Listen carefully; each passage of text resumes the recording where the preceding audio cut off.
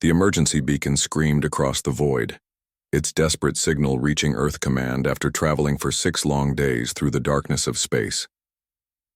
Admiral Patricia Stone sat in her office, staring at the message that had just been decoded from the Outer Rim colonies. The words on the screen made her blood run cold. All stations, under attack. They take the living. God help us. Stone had seen many distress calls in her 30 years of service, but something about this one felt different. The transmission came from New Haven, a peaceful farming colony with 2 million residents. These people grew food for dozens of worlds and had never hurt anyone. They had no military, no weapons, nothing but families trying to build a better life among the stars. She pressed a button on her desk.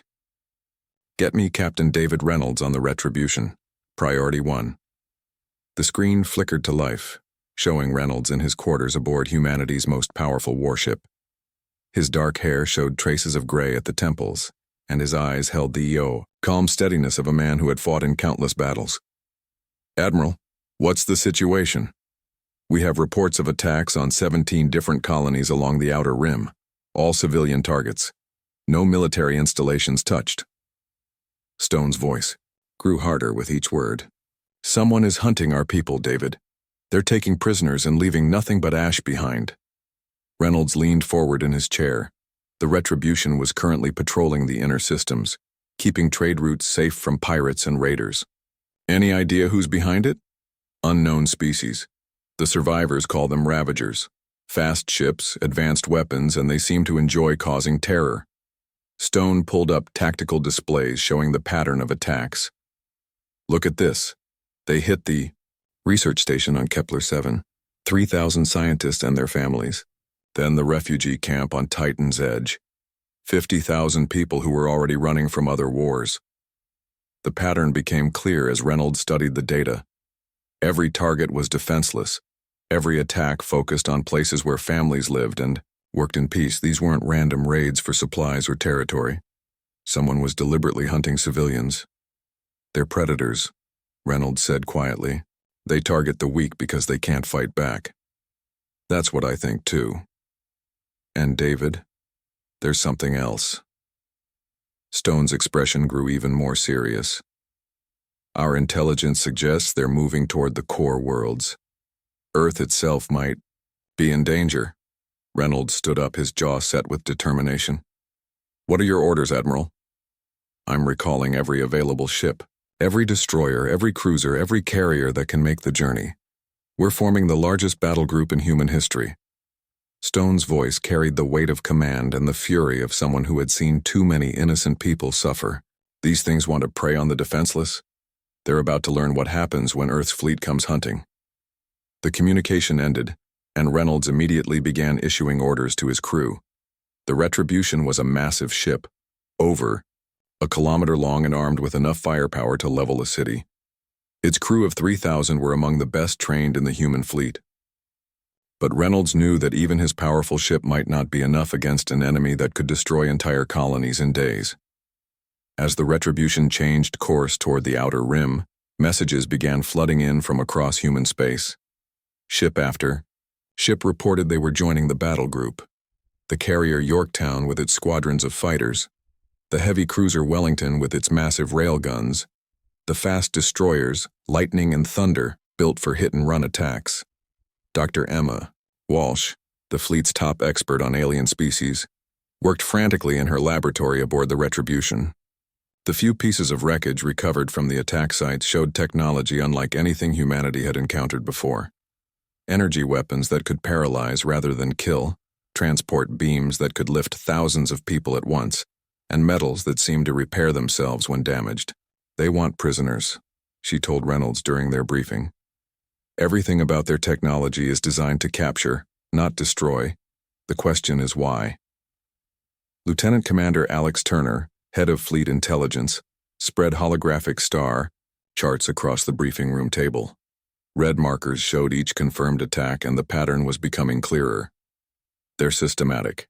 Each attack removes a specific type of target: agricultural colonies for food production, research stations for scientific knowledge, refugee camps for vulnerable populations. They're testing us, Reynolds realized, seeing how we respond to attacks on different types of targets, learning our weaknesses. The crew of the Retribution worked around the clock as they raced toward the outer rim. Engineers upgraded weapon systems. Marines practiced boarding procedures. Pilots ran simulation after simulation, preparing for an enemy they had never faced. Word of the fleet's mission spread throughout human space. On Earth, families gathered around news screens to watch reports of the massive battle group forming in the darkness. Children asked their parents why bad aliens were hurting innocent people. The answer was always the same: because someone has to stop them. The Retribution reached the rally point first, followed by wave after wave of human warships. Soon, over 200 vessels hung in formation, their lights creating a constellation of determination in the void. Every ship carried the same message painted on its hull: Earth remembers. Admiral Stone arrived on her flagship, the massive battleship Constitution. As she looked out at the assembled fleet, she knew this was more than just a military operation. This was humanity making a statement to the galaxy. No one who preyed on the innocent would be safe from Earth's justice. The hunt was about to begin. Somewhere in the darkness, the Ravagers continued their campaign of terror, believing themselves safe from retaliation. They had made one critical mistake. They had underestimated what happens when humanity decides to protect its own. Reynolds stood on the bridge of the Retribution, watching his crew prepare for battle. These were good people, volunteers who had sworn to defend those who couldn't, defend themselves. Soon they would face an enemy that had conquered dozens of worlds by targeting the weak and helpless. The Ravagers were about to learn a hard lesson about humanity. They had chosen the wrong species to hunt. The ruins of New Haven stretched across the planet's surface like a wound that would never heal. What had once been a thriving agricultural world with green fields and happy families was now nothing but twisted metal and ash. The Retributions, landing shuttles, touched down in what used to be the main settlement, their engines kicking up dust from buildings that had been reduced to powder. Captain David Reynolds stepped out of his shuttle and immediately understood why the distress signal had sounded so desperate. The destruction wasn't random or chaotic like what pirates might leave behind. It was systematic, methodical, like a farmer harvesting crops.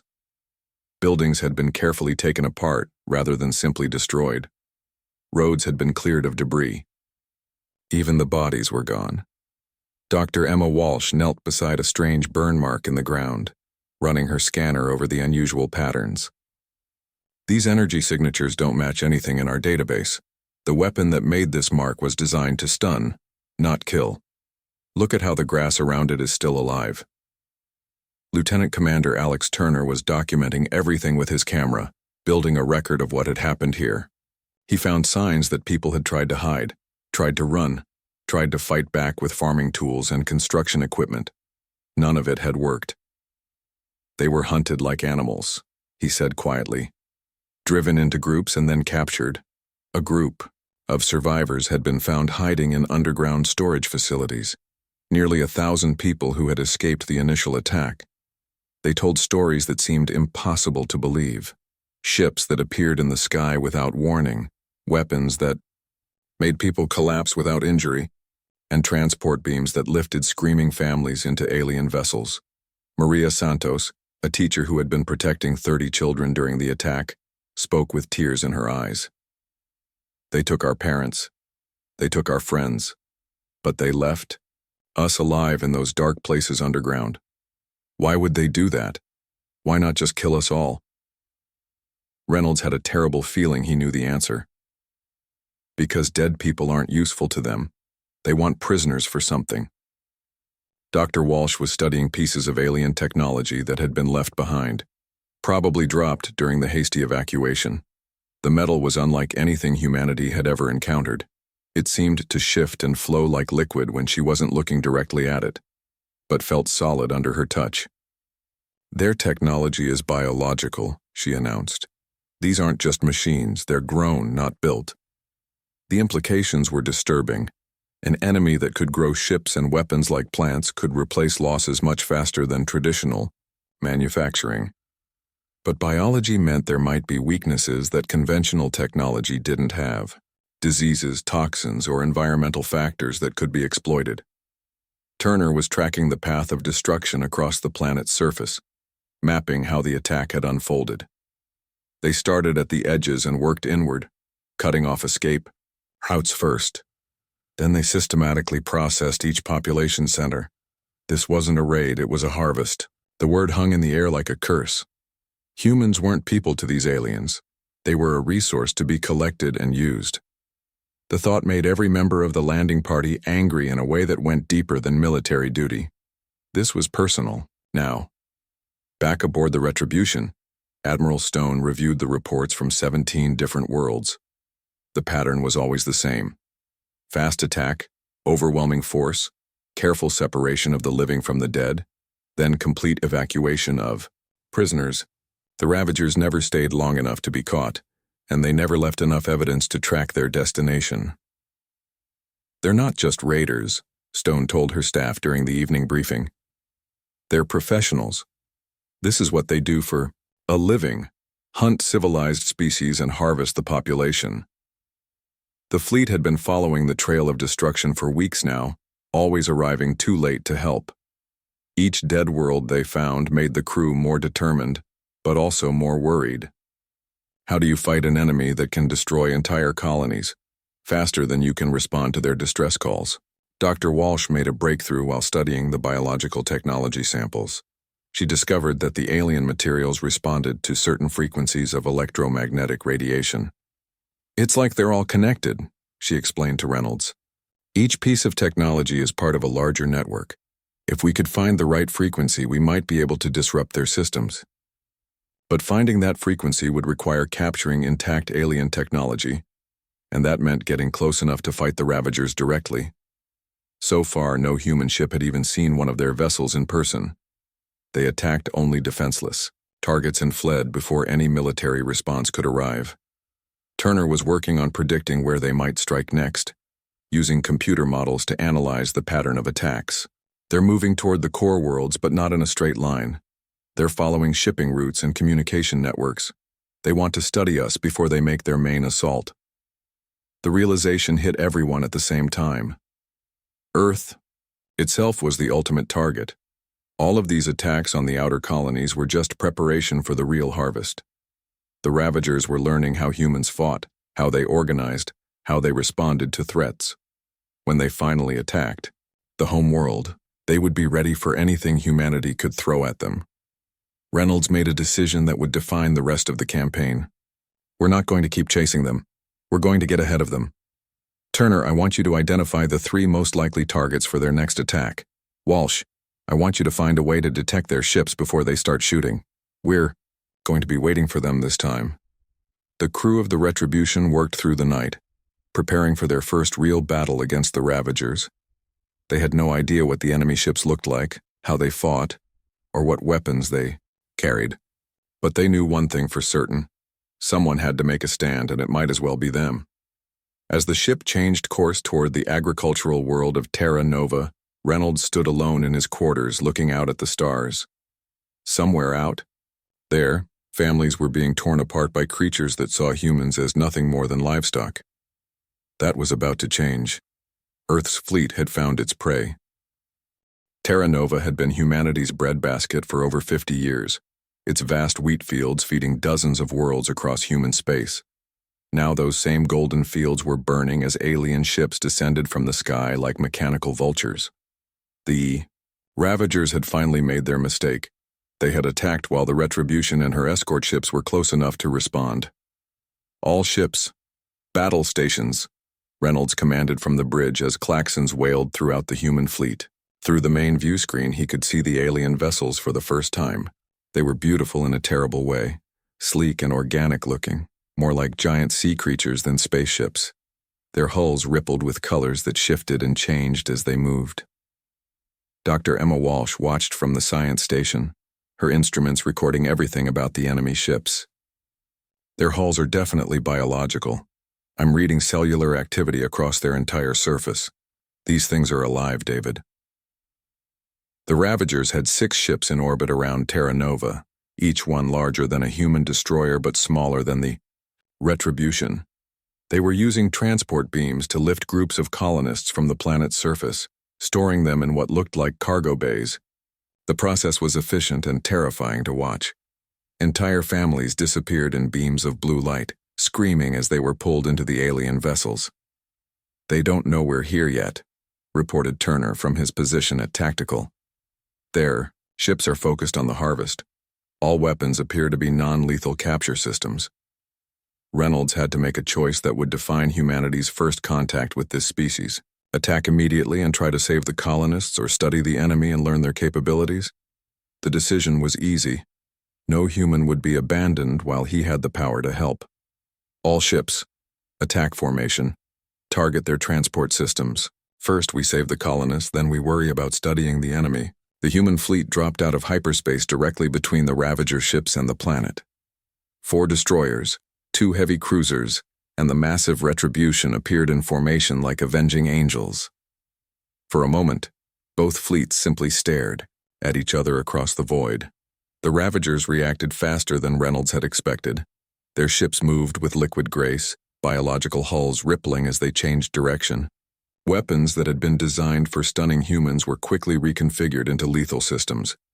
Energy beams lanced out across space, striking the lead human destroyer. "The lightning is hit," reported the communications officer. "They're reporting heavy damage to their engines." The alien weapons were more powerful than anything in the human arsenal. Energy beams that could stun a human from orbit packed enough punch to cripple a warship's systems. But the Ravagers had made one critical error in their calculations. They had never fought an enemy that was willing to die to protect others. "All ships ramming speed," Reynolds ordered. "They want to hunt the defenseless. Let's show them what happens when prey fights back." The human ships abandoned all tactical doctrine and charged straight at the enemy fleet. The destroyer Thunder, her engines pushed beyond safety limits, slammed into the side of a Ravager vessel. Both ships exploded in a ball of fire that lit up the sky above Terra Nova.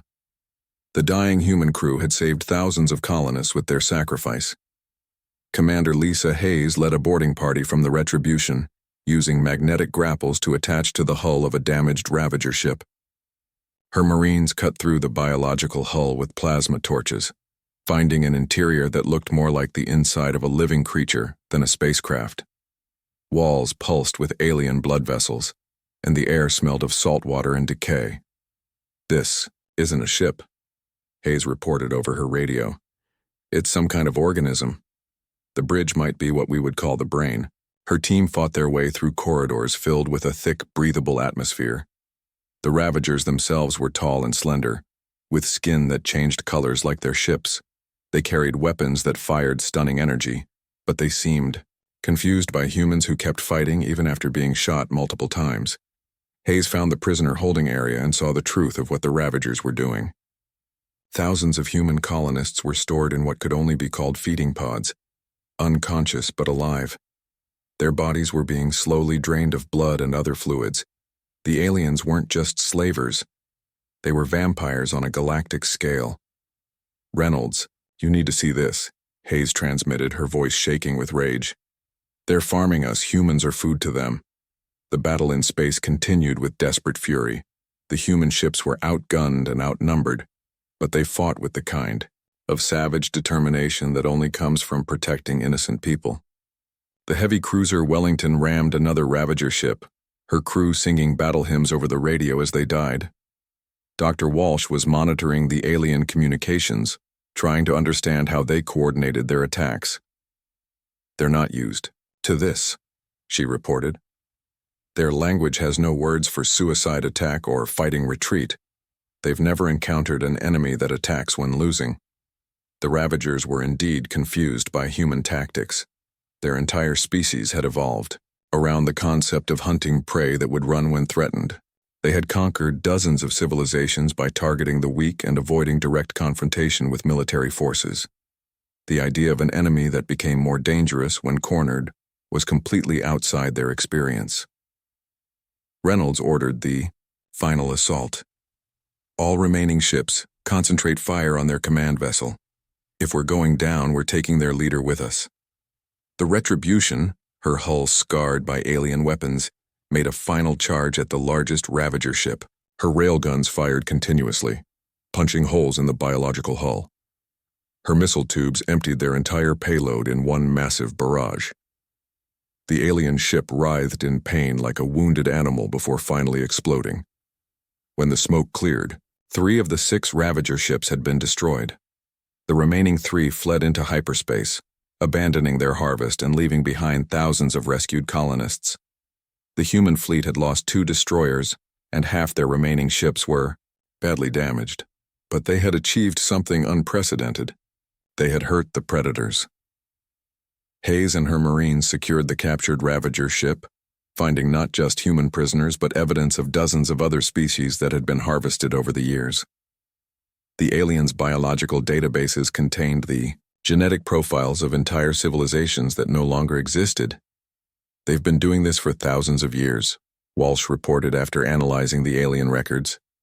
Hundreds of species have been completely wiped out by these creatures. We're just the latest target, but humanity had done something none of those other species had managed. They had fought back successfully and lived to tell about it. Word of the victory at Terra Nova spread throughout human space faster than any official communication. The Ravagers could be beaten. Earth's fleet had proven it. Reynolds stood on the bridge of his damaged ship looking down at Terra Nova where the wheat fields were no longer burning. Rescue shuttles were bringing up the survivors, families reunited after facing the ultimate nightmare. The cost had been terrible, but they had saved these people. More importantly, they had learned how to fight the Ravagers. Fear was their greatest weapon, and humanity had just proven that fear could work both ways. The predators were about to become the hunted. Deep in the research labs of the captured Ravager ship, Dr. Emma Walsh made discoveries that would change the war forever. The alien vessel, now permanently docked with the Retribution, revealed secrets that its original owners had never intended to share. Every biological system, every living wall and pulsing corridor told a story of a species that had forgotten how to fight equals. "They're not warriors," Walsh explained to Reynolds as they walked through the alien ship's nervous system. The corridors around them throbbed with a slow rhythm like a heartbeat. "They're predators, but there's a difference. Predators avoid risk. Warriors accept it." Her analysis of the ship's biological database showed the Ravagers' entire history of conquest.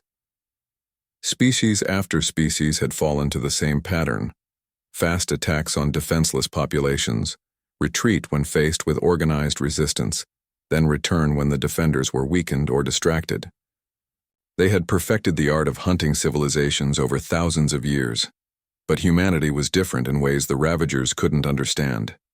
Walsh's study of their psychological profiles showed a species that simply couldn't grasp why humans would sacrifice themselves to save strangers.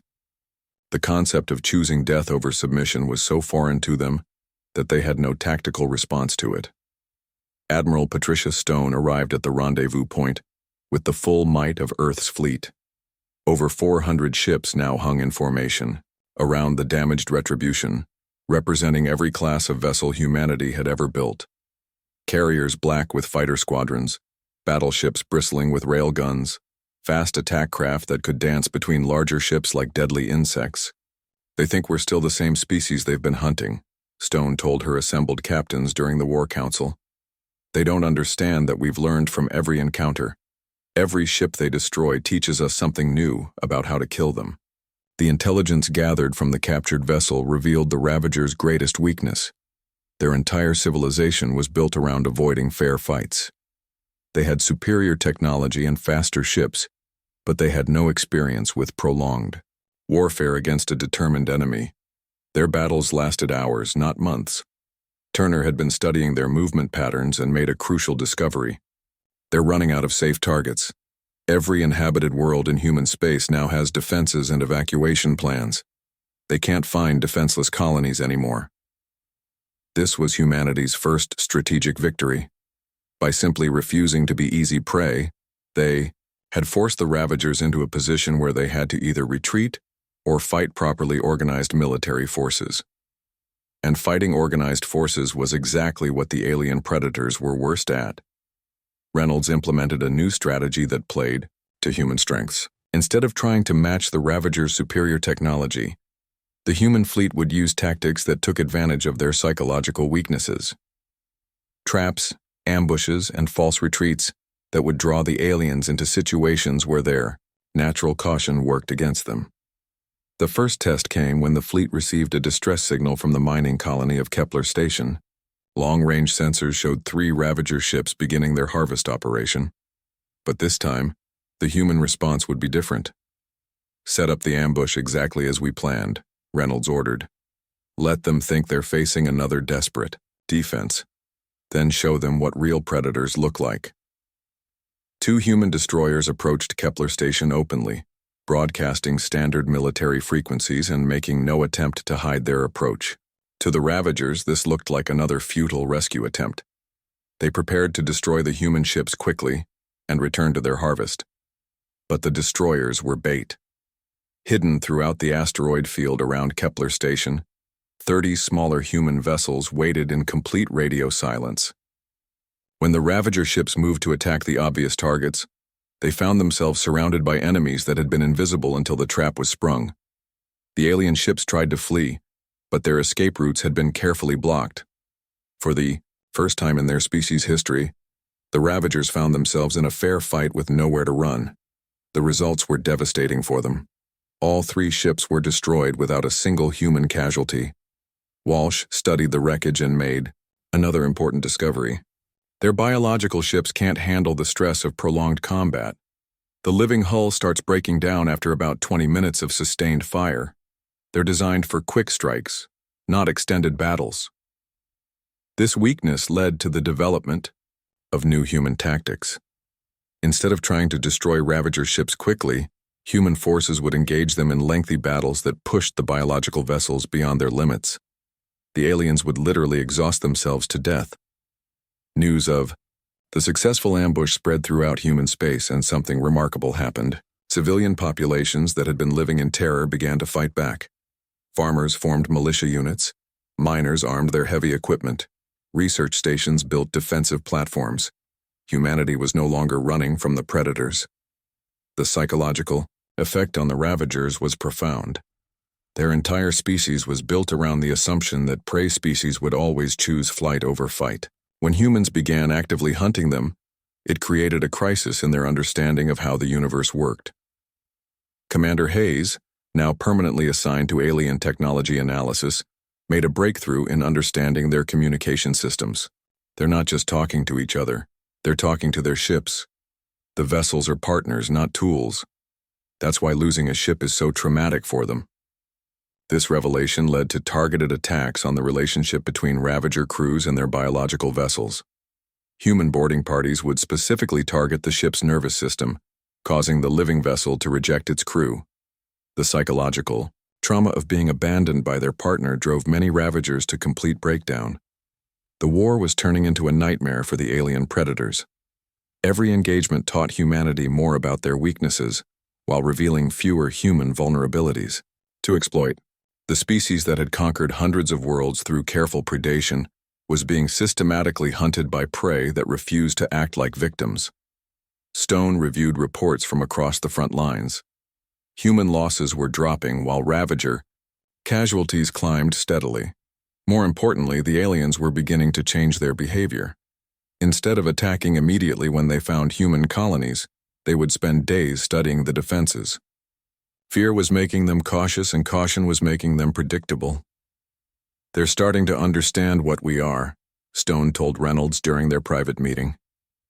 "The question is whether they're smart enough to stop hunting us before we finish hunting them."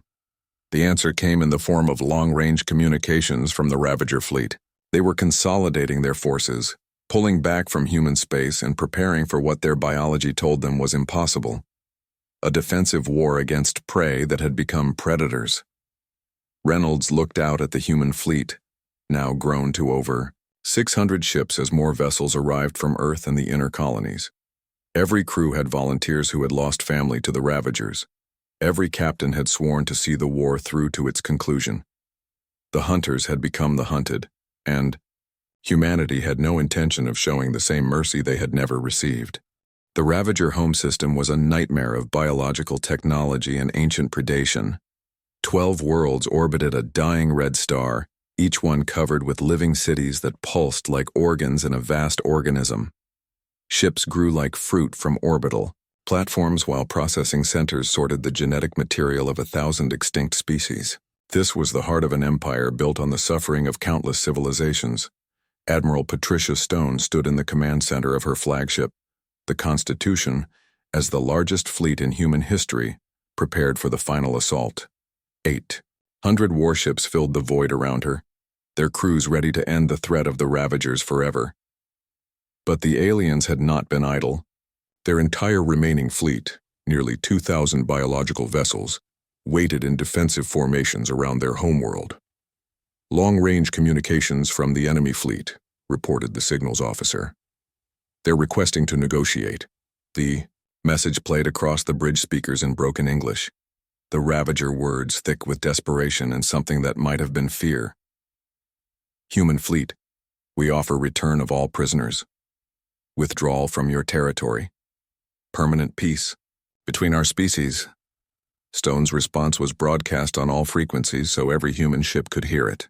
You had your chance for mercy when you targeted defenseless colonies. You forfeited that right when you treated human beings as livestock. Earth's fleet gives no quarter to those who prey upon the innocent. The battle began with the largest exchange of firepower in galactic history. Ravager ships launched clouds of biological weapons that sought out enemy vessels like living missiles. Human railguns fired streams of metal that tore through alien hulls at a significant fraction of light speed. The space between the fleets lit up with explosions that could be seen from the surface of the Ravager homeworld. Captain David Reynolds commanded the assault from the bridge of the Retribution, now upgraded with captured alien technology and carrying twice her original armament. His ship led a formation of heavy cruisers straight into the heart of the enemy defense. Around him, the crew worked with the calm efficiency of people who had fought this enemy dozens of times before. Their defensive formations are exactly what Turner predicted, Reynolds reported to Stone. They're protecting their breeding ships and industrial platforms first, combat vessels second. They still think like predators even when they're defending. Dr. Emma Walsh had used the captured Ravager databases to identify critical weaknesses in their home system defenses. The biological platforms that grew their ships required constant genetic input from conquered species. Cut off those supply lines and their ability to replace losses would collapse within days. Target the processing stations first, Walsh advised over the tactical network. Without fresh genetic material, their ship production will stop. Then target the breeding platforms. Make them choose between fighting us and saving their ability to reproduce. The human fleet split into 3 massive formations, each one designed to exploit a different aspect of Ravager psychology. Stone led the main assault against their military forces. Reynolds took his battle group against the industrial targets. Commander Hayes, now in charge of her own destroyer squadron, went after the command and control centers. The aliens fought with the desperation of a species facing extinction, but desperation was not the same as skill. Their biological ships began breaking down under the sustained fire from human weapons. The living hulls that had once seemed so impressive were revealed as a critical weakness when pushed beyond their design limits. Hayes led her boarding parties into the heart of a Ravager command ship, fighting through corridors that bled when cut and screamed when damaged. The alien crew had barricaded themselves in the ship's brain center, but human Marines had learned how to fight in biological environments. They used toxins that targeted alien nervous systems, turning the ship's own biology against its crew. Command center secured, Hayes reported. And Admiral, you need to see what we found in their genetic archives. They have DNA samples from every species they have ever harvested, thousands of civilizations. We can bring them back. The discovery changed the nature of the battle, from revenge to liberation. This wasn't just about stopping the Ravagers. It was about undoing thousands of years of genocide and giving extinct species a chance to live again. The genetic templates of entire worlds were stored in the aliens' biological computers. Reynolds pushed his attack against the industrial platforms with renewed fury. Each facility destroyed was not just a military victory, but a rescue operation for species that had been dead for millennia. His railguns tore apart breeding centers that had been converting the essence of conquered peoples into raw material for Ravager expansion. The tide of battle turned as human tactics began to take their toll on alien psychology. The Ravagers had never fought an enemy that got stronger as the battle progressed. Their biological ships were designed for quick victories, not prolonged warfare. As the engagement stretched into its second day, entire formations of alien vessels began to shut down from exhaustion. Stone coordinated the final assault on the Ravager homeworld itself. Orbital bombardment platforms that had processed the genetic material of 100 species were reduced to smoking ruin. Cities that had grown like cancers across the planet's surface withered and died as their biological infrastructure was systematically destroyed. "They're requesting surrender," reported the communications officer. Stone's reply was as cold as the space between stars. "Surrender is for civilizations that show mercy to the defenseless. You showed your true nature when you harvested our colonies. Now you'll face the consequences." The last Ravager ships died in the shadow of their own world, their biological hulls finally giving up under the relentless human assault. The species that had terrorized the galaxy for thousands of years was reduced to scattered survivors hiding on the surface of their dying homeworld.